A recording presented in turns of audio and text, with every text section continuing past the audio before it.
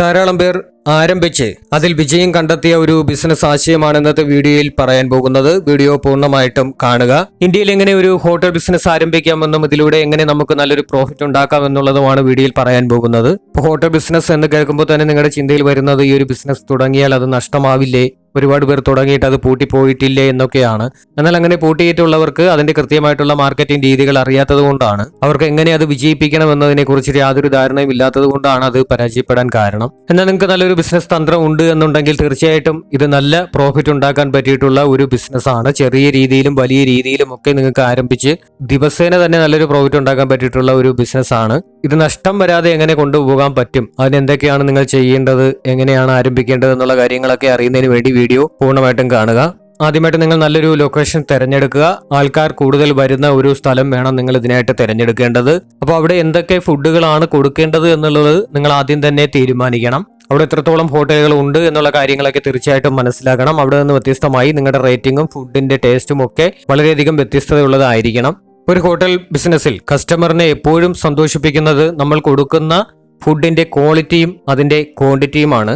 നല്ല ക്വാളിറ്റിയിൽ അവർ തരുന്ന ക്യാഷിന് അവർക്ക് സംതൃപ്തി നൽകുന്ന ഒരു ക്വാണ്ടിറ്റി തീർച്ചയായിട്ടും അതിലുണ്ടായിരിക്കണം.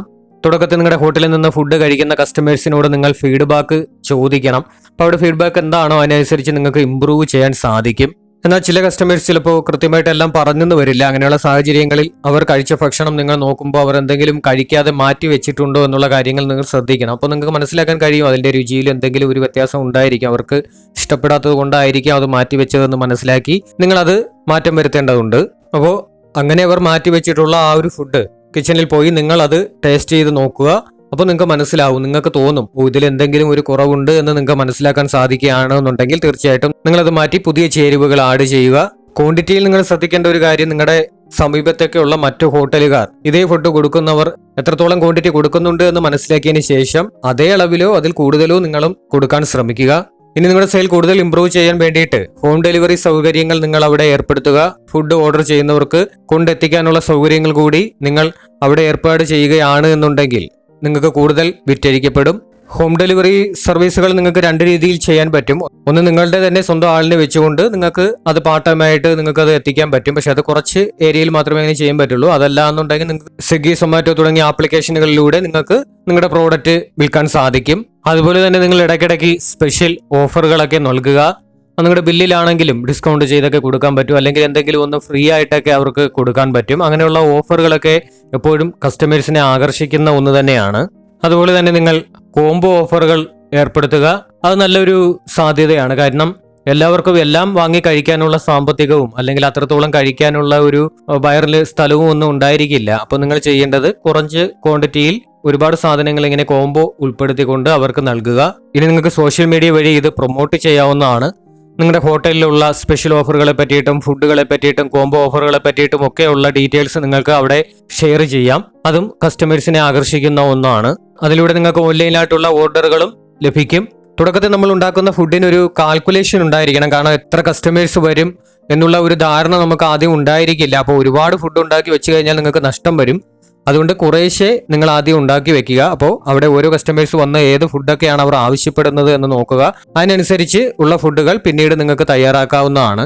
ഇനി സപ്ലയേഴ്സ് ഫുഡ് കൃത്യസമയത്ത് ഓർഡർ കൊടുത്തു കഴിഞ്ഞാൽ ഫാസ്റ്റായിട്ട് എത്തിക്കുന്നതിനുള്ള തൊഴിലാളികൾ അവിടെ ഉണ്ടായിരിക്കണം. എന്നാൽ ഒരുപാട് തൊഴിലാളികൾ ഉണ്ടാകാനും പാടില്ല. കാരണം എത്രത്തോളം കസ്റ്റമേഴ്സ് കയറുന്നു എന്നതിനനുസരിച്ചുള്ള തൊഴിലാളികൾ മതിയാകും. ഇല്ലെങ്കിൽ അവർക്ക് നിങ്ങൾ വെറുതെ ശമ്പളം കൊടുക്കേണ്ടി വരും. ഹോട്ടൽ ബിസിനസ് ആരംഭിക്കുന്നതിന് മുമ്പ് നിങ്ങൾ അതിനാവശ്യമായിട്ടുള്ള ലൈസൻസുകളും കാര്യങ്ങളും എല്ലാം തീർച്ചയായിട്ടും എടുത്തിരിക്കണം.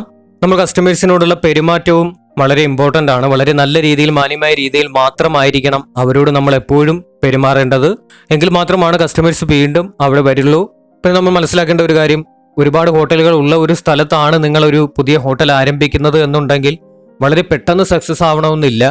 ചിലപ്പോൾ കുറച്ച് സമയമെടുക്കും. അപ്പോൾ ആ സമയം എടുക്കുന്നത് വരെ നിങ്ങൾ വലിയൊരു ലാഭമൊന്നും അതിൽ പ്രതീക്ഷിക്കാതെ മുന്നോട്ട് പോവുക. പകുതിക്ക് വെച്ച് നിർത്തി കഴിഞ്ഞാൽ ബിസിനസ് പരാജയപ്പെടുകയുള്ളൂ.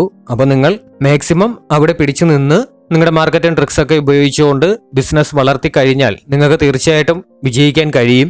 ഹോട്ടലിൽ കസ്റ്റമേഴ്സ് എപ്പോഴും എത്തുന്നത് നിങ്ങളുടെ ഫുഡ്, അവിടെ കൊടുക്കുന്ന ഫുഡ് അത് എത്രത്തോളം നന്നായിരിക്കും എന്നതിനെ ആശ്രയിച്ചായിരിക്കും. അപ്പൊ നല്ല ഫുഡ് കൊടുത്താൽ മാത്രമേ നല്ല കസ്റ്റമേഴ്സ് അവിടെ എത്തുകയുള്ളൂ. അപ്പൊ ആൾക്കാർ കൂടുതലും അവിടെ ഇങ്ങനെ ഒരു ഹോട്ടൽ ഉണ്ട്, അവിടുത്തെ ഫുഡ് നല്ലതാണ് എന്ന് തീർച്ചയായിട്ടും മനസ്സിലാക്കുന്നതിന് വേണ്ടിയിട്ട് നിങ്ങൾ തീർച്ചയായിട്ടും അതിനനുസരിച്ചുള്ള ഫുഡ് അവർക്ക് കൃത്യമായിട്ട് കൊടുത്തിരിക്കണം. ഒരു കസ്റ്റമേഴ്സ് നിങ്ങളുടെ ഹോട്ടലിൽ വന്നതിന് ശേഷം ഫുഡ് ഓർഡർ ചെയ്ത് അത് കഴിച്ച് അവർ സാറ്റിസ്ഫൈഡ് ആണെങ്കിൽ തീർച്ചയായിട്ടും അവർ പോയി അവരുടെ സുഹൃത്തുക്കളോടും മറ്റുമൊക്കെ സജക്റ്റ് ചെയ്യും, ഈ ഒരു ഹോട്ടൽ നല്ലതാണ്, അവിടുത്തെ ഫുഡ് നല്ലതാണ്, നിങ്ങൾ അവിടെ പോയി കഴിച്ചാൽ മതി എന്ന് പറയും. അപ്പോൾ അങ്ങനെയാണ് കൂടുതൽ കസ്റ്റമേഴ്സ് ഒരു ഹോട്ടലിൽ എത്തുന്നത്. മിക്ക ഹോട്ടലുകളും പരാജയപ്പെടുന്നത് അവർ തുടക്കത്തിൽ അവർ ആരംഭിക്കുന്ന ആ ഒരു സമയത്ത് നല്ല ഫുഡ് കൊടുത്തതിന് ശേഷം പിന്നീട് കസ്റ്റമേഴ്സ് ഒക്കെ കയറി തുടങ്ങുമ്പോൾ അതിന്റെ ക്വാളിറ്റി അവർ വീണ്ടും കുറയ്ക്കുകയാണ് ചെയ്യുന്നത്. അപ്പോൾ ക്വാളിറ്റി കുറയുമ്പോൾ കസ്റ്റമേഴ്സ് അവിടെ വരാതെയാകും. അങ്ങനെയാണ് മിക്ക ഹോട്ടലുകളും പരാജയപ്പെടുന്നത്. അപ്പോൾ തുടക്കത്തിൽ നിങ്ങൾ എത്രത്തോളം ക്വാളിറ്റി നിലനിർത്തുന്നോ അതേ ക്വാളിറ്റി തന്നെ എപ്പോഴും നിലനിർത്തണം, എങ്കിൽ മാത്രമാണ് കസ്റ്റമേഴ്സ് എപ്പോഴും അവിടെ വന്നുകൊണ്ടിരിക്കുള്ളൂ. അതുപോലെ തന്നെ നിങ്ങളുടെ മെനുവിലുള്ള ഫുഡ് കസ്റ്റമേഴ്സ് ഓർഡർ ചെയ്യുന്ന സമയത്ത് അല്ലെങ്കിൽ കസ്റ്റമേഴ്സ് അത് കഴിക്കാൻ വേണ്ടി വരുമ്പോൾ അവിടെ ഇല്ല എന്ന് പറയേണ്ട ഒരു സാഹചര്യം തീർച്ചയായിട്ടും ഒഴിവാക്കുക. എന്തൊക്കെയാണോ മെനുവിലുള്ളത് അത് കൊടുക്കാൻ നിങ്ങൾ തീർച്ചയായിട്ടും ബാധ്യസ്ഥരായിരിക്കണം. അതില്ല എന്നുണ്ടെങ്കിൽ അത് അവരെ പറഞ്ഞ് നല്ല രീതിയിൽ മനസ്സിലാക്കി അവർക്ക് ആവശ്യമായ ഫുഡ് കൊടുക്കാനും നിങ്ങൾക്ക് ഒരു കഴിവുണ്ടായിരിക്കണം. അപ്പോൾ കസ്റ്റമേഴ്സുമായിട്ട് നല്ല ഒരു ബന്ധം നിങ്ങൾ തീർച്ചയായിട്ടും ഉണ്ടാക്കണം. അവരോടുള്ള ആ ഒരു പെരുമാറ്റ രീതിയാണ് വീണ്ടും അവരെ അവിടെ കൊണ്ടെത്തിക്കുന്നത്. ഇതെല്ലാം നമ്മുടെ ഹോട്ടൽ വിജയിപ്പിക്കാൻ വേണ്ട കാര്യങ്ങളാണ്.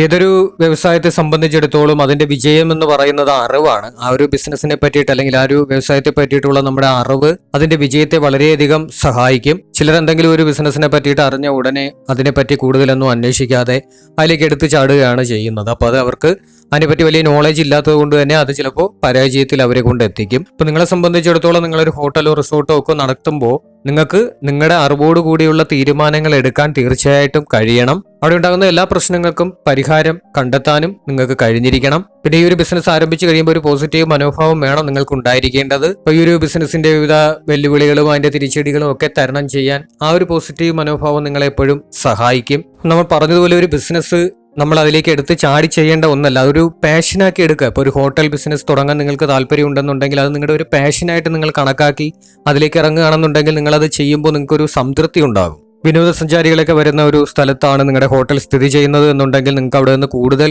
വരുമാനം ഉണ്ടാക്കിയെടുക്കാൻ സാധിക്കും. അപ്പോൾ അവിടെ വിനോദസഞ്ചാരികളെ ആകർഷിക്കുന്ന തരത്തിലുള്ള ഫുഡുകളൊക്കെ നിങ്ങൾ കൊടുത്തിരിക്കണം. ചില ഹോട്ടലുകളിലൊക്കെ 60 രൂപയ്ക്കും 70 രൂപയ്ക്കൊക്കെ ഊണ് കിട്ടും. അതിനോടൊപ്പം ധാരാളം കറികളും ഉണ്ടായിരിക്കും. അപ്പോൾ വളരെ കുറഞ്ഞ റേറ്റിൽ അവർ ധാരാളം ക്വാണ്ടിറ്റി നൽകുന്നത് കൊണ്ട് തന്നെ ധാരാളം കസ്റ്റമേഴ്സ് അവിടേക്ക് വരികയും ചെയ്യും. അപ്പൊ അതൊരു ബിസിനസ് ട്രിക്കാണ്. ഇത്തരത്തിൽ ധാരാളം ഹോട്ടലുകൾ ചെയ്യുന്നുണ്ട്. 50 രൂപയ്ക്കും 60 രൂപയ്ക്കും 70 രൂപയ്ക്കും ഒക്കെ ബിരിയാണികൾ കൊടുക്കുന്ന ഹോട്ടലുകളൊക്കെ ഉണ്ട്. നല്ല ഫുഡിനോടൊപ്പം തന്നെ അതിന്റെ വിലയും കസ്റ്റമേഴ്സ് എപ്പോഴും നോക്കുന്ന ഒരു കാര്യമാണ്. അതുകൊണ്ട് തന്നെ അവർക്ക് ഒരിക്കലും നഷ്ടം വരാത്ത ഒരു റേറ്റിൽ വേണം നിങ്ങൾ ഫുഡുകൾ കൊടുക്കാനായിട്ട്. എന്നാൽ അങ്ങനെ ഫുഡ് കൊടുക്കുമ്പോൾ അതിന്റെ ലാഭം നിങ്ങളും മനസ്സിലാക്കിയിരിക്കണം. അത് മനസ്സിലാക്കിക്കൊണ്ട് വേണം നിങ്ങളും കൊടുക്കാനായിട്ട്. നിങ്ങൾക്കും നഷ്ടം വരാതെ നോക്കണം. അപ്പോൾ ഒരു ബിസിനസ് ആശയമാണ് നിങ്ങളെ പരിചയപ്പെടുത്തിയത്. നിങ്ങൾക്ക് താല്പര്യം ഉണ്ടെങ്കിൽ കൂടുതൽ കാര്യങ്ങൾ അന്വേഷിച്ചതിന് ശേഷം മാത്രം ഈ ഒരു ബിസിനസ് ആരംഭിക്കാവുന്നതാണ്. ഇതുപോലെയുള്ള ബിസിനസ് ആശയങ്ങൾ പരിചയപ്പെടുന്നതിന് വേണ്ടി ചാനൽ സബ്സ്ക്രൈബ് ചെയ്യുക.